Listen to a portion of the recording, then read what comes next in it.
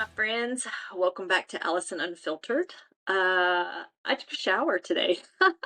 I washed my hair, I have makeup on, like all the things. Normally I record on Mondays, but this ended up being a Wednesday. It's just kind of how it worked out. Uh, wow. There's been a lot happening since I last talked to you guys, since last week. So, a couple of current events. I I am praising God because, we're in East Texas and I talked about the pollen, right? So the pollen is almost over. It is almost done. Like it's for the most part done. I uncovered all my patio furniture today. I feel like all is right with the world now on my patio. Got everything cleaned up. I spent a couple hours outside this morning, which was, you know, outside is a really good place for me to be in the sun as long as there are no bees and wasps, right? I have a deathly fear of not only sharks, but bees and wasps. And if you've never seen me scream and run like a 2-year-old, that would be it.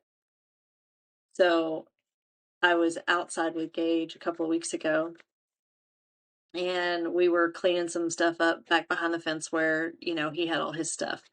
And I'm sitting there and there's a wasp. And I'm telling you, I don't know if I already told y'all this, but I'm telling you this wasp was like the size of a pterodactyl. I don't know what's happened over the years, if they're like the fertilizers or what are making them grow, but wasps were not that big when I was younger. Like they've gotten worse. And so anyway, I was sitting there and I was like, where'd it go? Where'd it go? And Gage is like, Mom, it's gone. And then I hear it, like it buzzed my ear and I almost shit my pants. And I screamed really loud and just took off running, right? And Gage's boyfriend Braden is like, what just happened? And I'm like, welcome to my world and wasps. I don't like them. I've been stung by a bee once. I've been stung by a yellow jacket once. That was in second grade. The bee stung me a couple of years ago when I was in the swimming pool and I was trying to save its little shithead ass from drowning, and he stung me instead. So next time I'll let the next bee just drown. I'll just push him over into the filter. I know that sounds terrible, but dang, like don't sting me if I'm trying to save you. But really, those are the only times I've ever been stung, knock on wood, and I attribute it to the fact that I just run. So, yeah, how did we get on that subject? Oh, about all the pollen and all the things and being outside. Um, so all the wormies, like all the little the things, I call them wormies from the oak trees. Those are all done. This is fantastic news because my favorite day of every year is when my amazing husband takes the pool cover off of the swimming pool and I get to see the water and hear the water and all the things, right? I'm such a water baby. I don't even know how that's possible being a Virgo, but I love the water. Um, but anyway, yeah, I cannot wait because I am going to be in that water. And the one of my favorite things too about being in the water is that like our pool stays pretty cool most of the year. And gosh, am I boring y'all? I hope I'm not boring y'all, but this is something that makes me really happy. Um, so my pool stays pretty cold, our pool, uh, because it only gets about 4 or 5 hours of sun a day, if that. We've kept all of our trees, which is why we have the pool cover, because I don't want to clean out leaves in the pool, and Danny's not going to clean out leaves in the pool.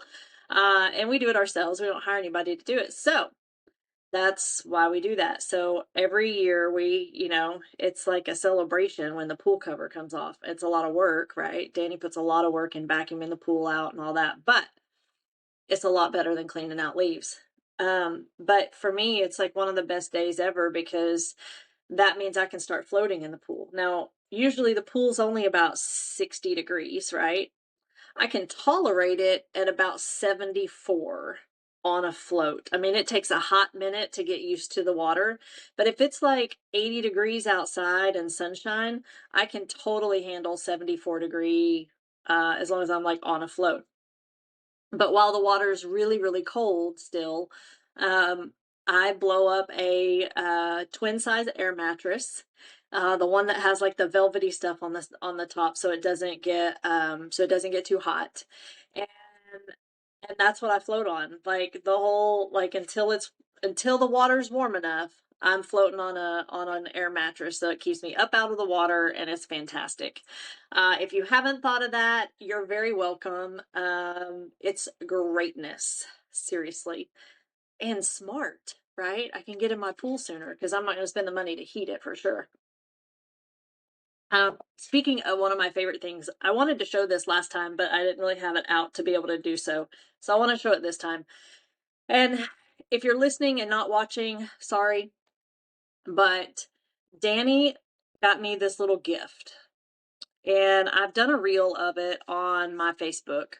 And I think I even did it on my Instagram too.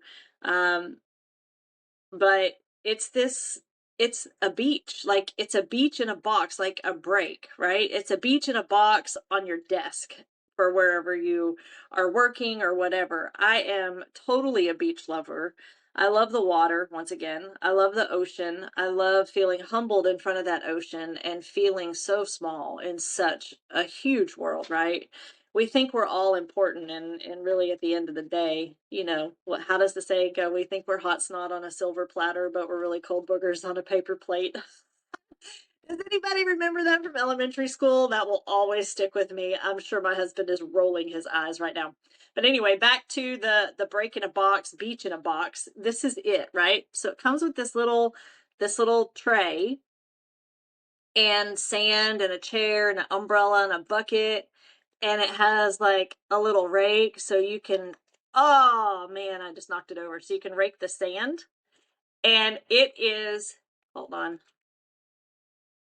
maybe that'll stay. It's the cutest thing. It's even got, I don't know if you can see it, if I can lean it over, it's even got little seashells. So it's really cool. What I like to do, it's a great stress relief. And how cute is that when it doesn't fall over? Apparently I need to reset my umbrella. It's being a turd. So anyway, I love this because I can take all the stuff out of the box. I can, um, you know, rake the sand, which is soothing to me, right? And it pleases my OCD for sure. And then I can set it all back up and make it all cute, and it's just a great place to just lose myself for a minute. So, one of my favorite gifts from my husband, that was only a $12 gift, right? He said he saw it on someone else's desk and thought it would be great for me. And he was so right. And he messaged me a little while ago. He was like, I found you a surprise. Do you want me to send you a picture of it? I'm like, no, it's a surprise. Don't send me a picture of it. And he's like, well, it was only like $4. And I was like, so? I was like, one of the best surprises you've ever given me was only $12. And I'm ecstatic with that, you know?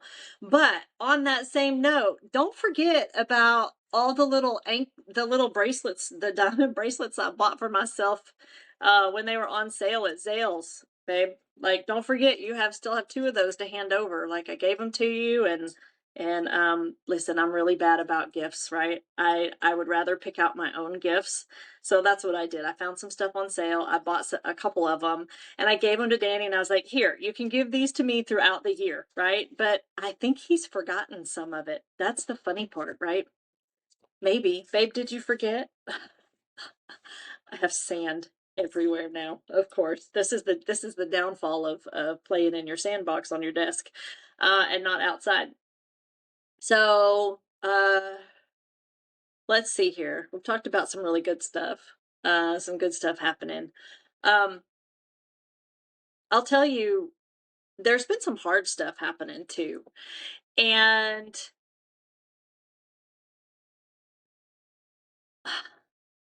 you know, I've been trying to figure out how I want to say this and how I want to put this out there. But I think I'm just going to do it like this. Like,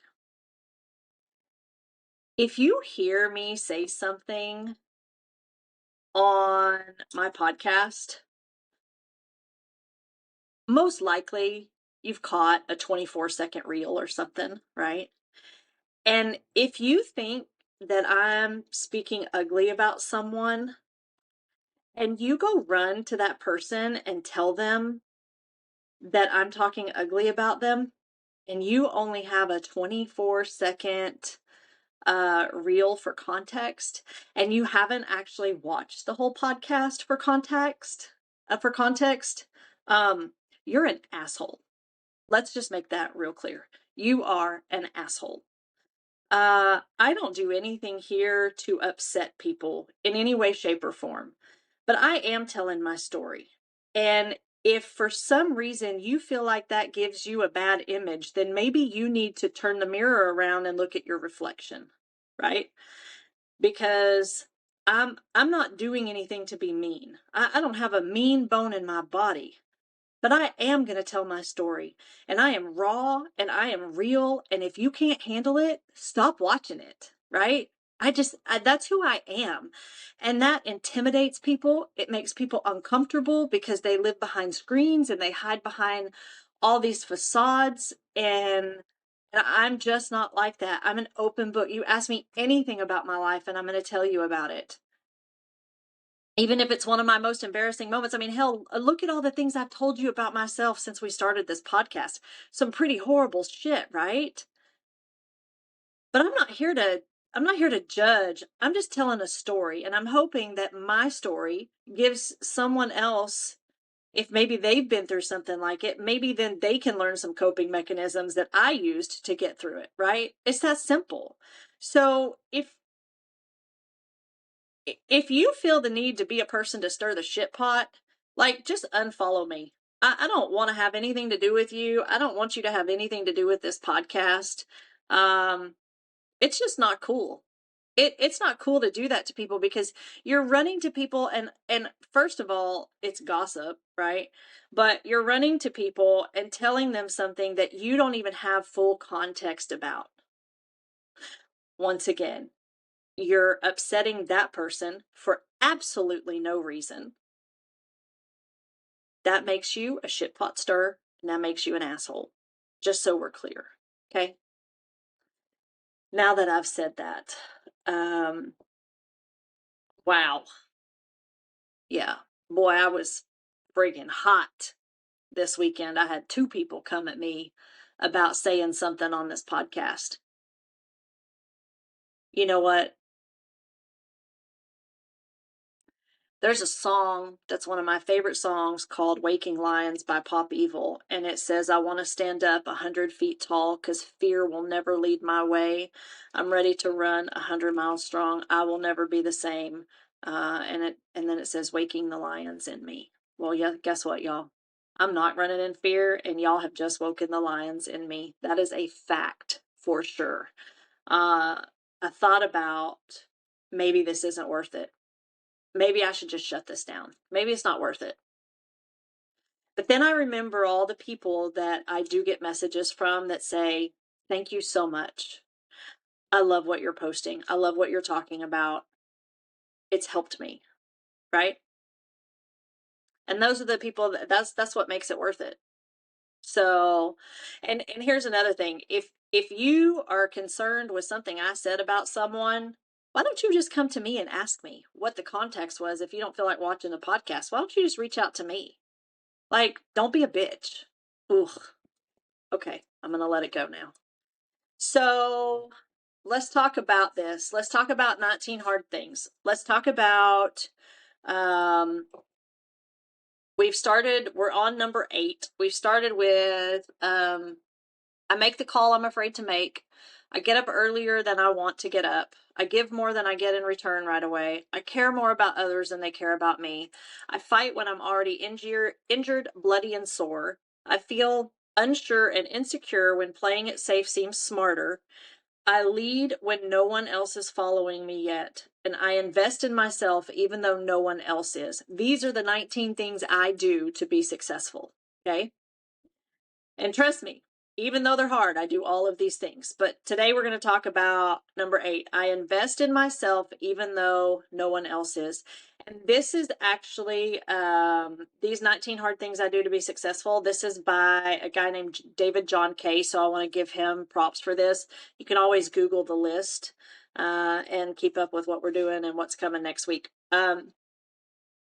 So I invest in myself even though no one else is. What are some ways that you can invest in yourself?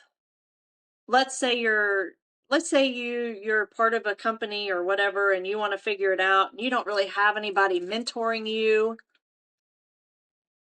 or maybe you have someone mentoring you but they're not doing what you need them to do, like what's best for you, or whatever the case may be, right? Um what are some things that you can do to invest in yourself even when no one else is? I can go back to when I first started Xyngular. Um, do you know that I started that by myself? Like Danny didn't do it with me for a couple of months. Like I was down like 20 something pounds before he was like, "Okay, I need to do what you're doing," right? But I invested in myself when no one else, even though no one else is, and and that was one of the hardest things. I remember those first few months. Gosh, I remember like our kids sitting around the table, and the way the menu was like when I first started, it was shake, meal, shake, right? So shake, meal, shake. Wait, it was meal, meal, shake. Yeah, I said that right. Okay. Um, and so your dinner was a shake, your lunch was a shake, you were eating snacks in between. And that was hard. That was hard to get up from the table to like cook everything for dinner, chicken, fried chicken, mac and cheese, mashed potatoes, green beans, all the things for the kids, and then have to get up and walk away and go drink a shake. And I remember it was hard for the kids because they didn't like me not being at the table.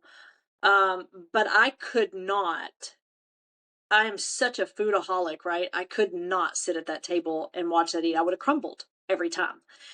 And so I would go into the front room and sit down and drink my shake and just cry. But I was investing in myself even though no one else was. No one else was on board with me doing this. No one else wanted to have any part of it. They thought I was crazy. But good God, I'm so glad I did that 8 years ago. Oh my gosh. Um, so that's one thing, right? You can invest in yourself in, supplements, health and wellness, however it is you want to make yourself better. But investing in yourself, even though no one else is, investing in yourself is making yourself better, right? So any kind of like self-help growth books, um I think those are super important. In investing in yourself, in being able to grow as a human being. One of the best things that I've ever done growth wise and investing, and it was a lot of money. I want to say it was the Darren Hardy Hero's Journey.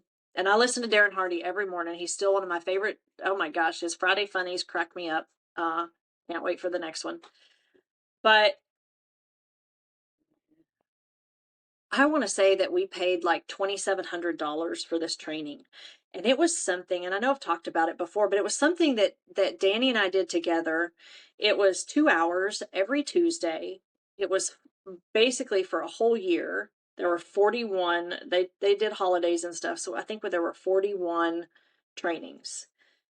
And it came with this really cool book and all the things. Y'all, that was the best training that we ever did for our marriage, for our business, for our kids, for ourselves individually. I mean, it was good stuff, like digging down deep, right? Talking about your character diamonds and all the things. That was probably the best thing we've ever done. And we were investing in that even when like the people in our upline weren't, right? The people on our team weren't investing in that, but we did. And the coolest thing is I turned around and everything that I learned every Tuesday or Thursday that the trainings were on, I turned around and shared that with my team every Sunday. So they got that same, I mean, no, they didn't get the same training because I'm definitely not Darren Hardy and I can't lay things down like he did, but I have like 2 pages of notes from that stuff. I mean, it was just absolutely incredible. So that's something you can do to invest in yourself is the training and and the growth. I mean, there are all kinds of books out there. Darren Hardy has a book called The Compound Effect, The Entrepreneur Roller Coaster. I've read most of his books. Gosh, there's a ton of them. I have a whole stack of them behind me, but you can't see them, and I can't remember all the names off the top of my head. There's just several. Another thing you can do to invest in yourself, even though no one else is exercise. Go for a walk. Listen, exercise is the most underutilized anti-anxiety drug on the planet. You heard me right. The best thing that you can do if you have anxiety is to exercise. 100%. I I don't know what I would do because I mean, I'm super high strung. I think my anxiety in the last few years has probably gotten a little worse than it used to be. You know, I'm going to touch on that, but I'm going to make a note so I don't squirrel. You're welcome, Danny. Um,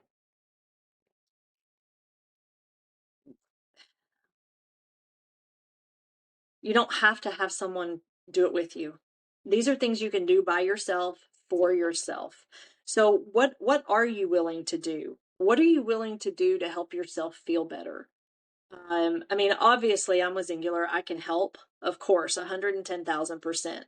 And and I want to help people. That's what I love to do. We have one of the best products on the market right now, the GLPX. It's incredible. Like, I don't know if y'all can see it or not, but I'm down like 12 pounds already. So, and we've been on it for, I don't know, like a month, right at a month, maybe um 5 weeks ish. So anyway, um what are you doing for yourself to feel better? Because if you're just sitting and waiting for something to change, it's not going to change. And if you are sitting and waiting and praying for God to drop something in your lap, you are a fool because God gave you the tools to do something about it. I mean, if you're listening to this, I'm telling you the tools, the things that you can do, right, to better yourself. Um, what are you doing about you? What are you doing about helping yourself feel better, helping yourself get healthier, helping yourself be a better parent, be a better wife, be a better mom? What are you doing? Because let me tell you, I was sucking at it before I started this. And now I'm a better wife, I'm a better mom, I'm a better person, I'm a better friend, I'm a better all of it because I feel better. And I don't feel bad about myself and I don't beat myself down, right? That's so important. Um, Also investing in yourself, even though no one else is, daily affirmations, telling yourself. If you don't have anyone telling you good things every day, then tell yourself good things, right? I have a board on my closet door, actually two of them that are I am boards. And it says I am in the middle, and then there's like, I don't know, probably 20 positive affirmations, and I don't do it every day. I should do it every day, but when I'm struggling, I'm talking to myself about those positive affirmations because how you talk to yourself makes all the difference in the world. Um, so if you're feeling proud of yourself, right? If you need to lose weight and you've lost weight and you're feeling proud of yourself, then you're going to say good things to yourself, right? But if you're struggling like I was and you were miserable and God, I remember sitting on the couch, and I had this double chin, right? And I would sit on the couch and I could feel my double chin hitting my neck. Like, it was gross. I could feel the roll. And while I was watching TV, so I'd sit there and watch TV and like try to smooth out my neck because it drove me nuts. I have major like sensory issues. I think I've figured this out over time too. I do have some sensory issues, and that's one of them. uh, I couldn't stand it. So I had to do something to invest in myself, even though no one else in my household was doing anything to make themselves feel better or to exercise or anything. And thank God Danny jumped on this train with me because I don't honestly know if I would have been able to stick to it as long had I not had my partner in crime do it with me. We do so much together. But so back to more anxiety that I've normally had in the last few years. Danny asked me the other day, he was like, do you want to go do something fun one weekend? Like, he's like, I thought maybe the two of us, we could just go to Six Flags and just go have fun for a day and just go play. My first thought went straight to, I'm not getting on those rides. Do you know how many people have fallen off of those rides? Like, it's not going to happen. And the last time we went to Six Flags, we got on ugh, man, I don't know if I've ever told this story. So we got on the Batman, and they have the bars that come down over you, and the bar clicked, but then it unclicked a click. So I wasn't in there as tight as I needed to be.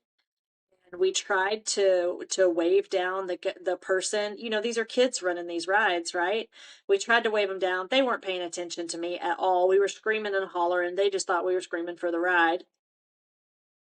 And so that entire ride, I prayed.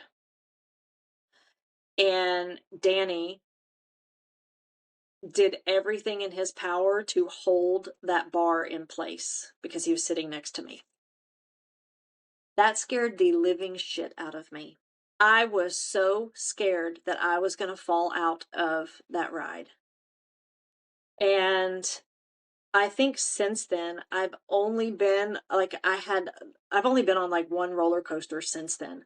I had the worst headache on the planet from that experience, right? The stress of that. Holy crap. Um, yeah, super scary.